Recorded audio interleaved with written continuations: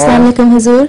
हुजूर, अगर नमाज के दौरान किसी नमाजी का किसी वजह से वुजू टूट जाए तो उसे दोबारा वुजू करके नमाज पढ़नी चाहिए। ठीक। इसी तरह अगर इमामत के दौरान इमाम साहब का वुजू टूट जाए तो उसे क्या करना चाहिए और इमामत के फराइज कैसे अदा होंगे? वो अपनी जगह किसी को खड़ा कर दे इमाम और खुद जाए वुजू करे और वुजू करके वापस आके फिर जितनी नमाज बाकी है उसमें शामिल हो जाए।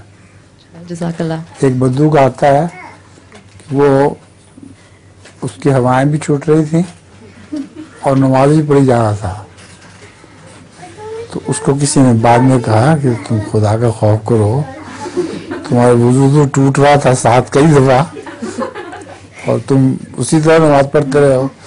उसने कहा मैं हर बार वुजू टूटने पर अगर वुजू करूं तो डड्डू या मेंढक मछली बन जाऊं, पानी में रहूं, इसलिए मेरे लिए यही ठीक है। तो वुजू तो जरूर करना चाहिए, चाहे इमाम हो या जो हो। लाजमन इमाम के लिए जाना मुश्किल है लोगों के बीच में से, लेकिन बहरहाल हुक्म यही है, या फिर यह है कि वो तयम्मुम करके वहीं बैठ जाए साथ और किसी को और को इमाम मुकर्रर कर दे। जज़ाकल्लाह।